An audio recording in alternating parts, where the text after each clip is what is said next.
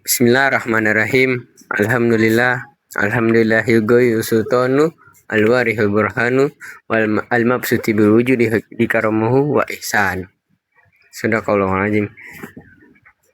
Wallahu ta'ala fil Qur'anil Karim. Bismillahirrahmanirrahim.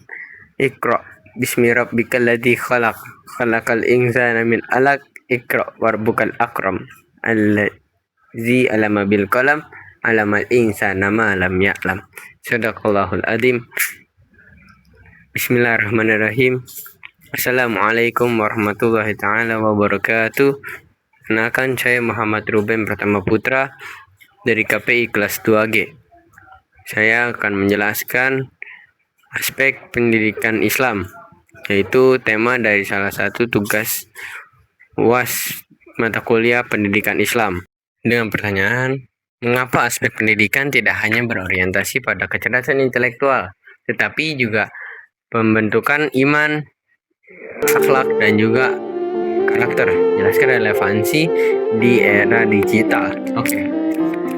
Pendidikan Islam adalah proses membentuk manusia secara utuh atau insan kamil, sehingga tidak hanya menekankan kecerdasan intelektual, tetapi juga membina keimanan, akhlak, dan juga karakter.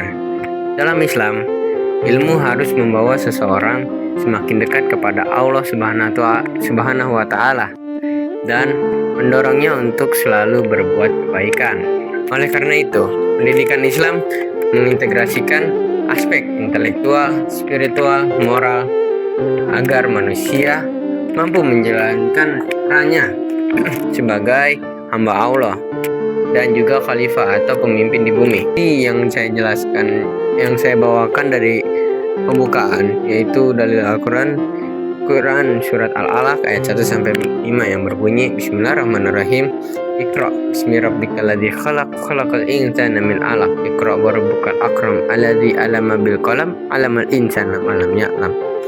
Yang artinya, Iqra bismi rabbikal ladzi khalaq. Artinya, bacalah dan dengan menyebut nama Tuhanmu yang menciptakan. Khalaqal insana min 'alaq, yaitu Dia telah menciptakan manusia dari segumpal darah. Iqra warbukal akram. Bacalah dan Tuhanmu lah yang maha mulia. Alladzi 'allamal bil qalam, yang mengajarkan manusia dengan pena. 'Allamal insana ma lam ya'lam, Dia mengajarkan manusia apa yang tidak diketahuinya. Quran surat Alaq ayat 1-5. Makna dari ayat tersebut adalah ayat tersebut menunjukkan bahwa menuntut ilmu harus dilandasi dengan keimanan kepada Allah Subhanahu wa Ta'ala, sehingga ilmu yang diperoleh membawa manfaat. Nah, ada juga di Quran Al-Hujurat ayat 13 yang berbunyi, Ya ayyuhal nasu inna khalaqnakum min dzakarin wal unsa wa ja'alnakum syu'uban wa qabaila lita'arafu inna akramakum indallahi atqakum innallaha alimun khabir. Yang artinya, wahai manusia, sungguh kami telah menciptakan kamu dari seseorang laki dan juga perempuan.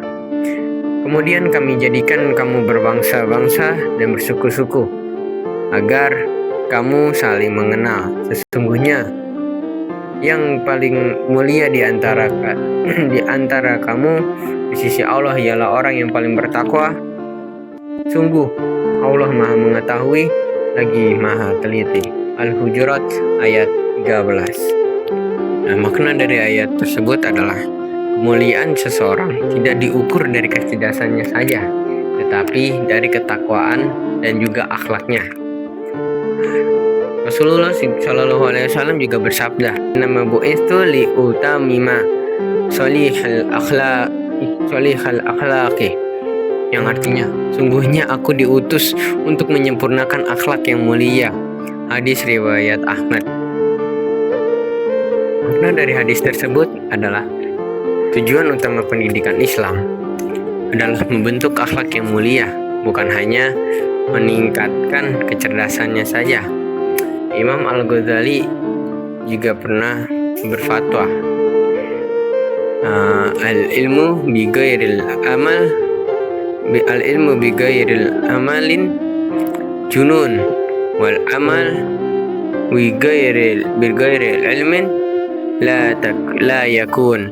Artinya, ilmu tanpa amal adalah kegilaan, dan amal tanpa ilmu adalah kesesatan atau tidak akan benar.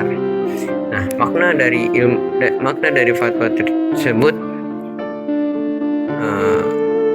adalah ilmu harus diamalkan dengan akhlak yang baik agar memberikan manfaat bagi diri sendiri dan juga masyarakat.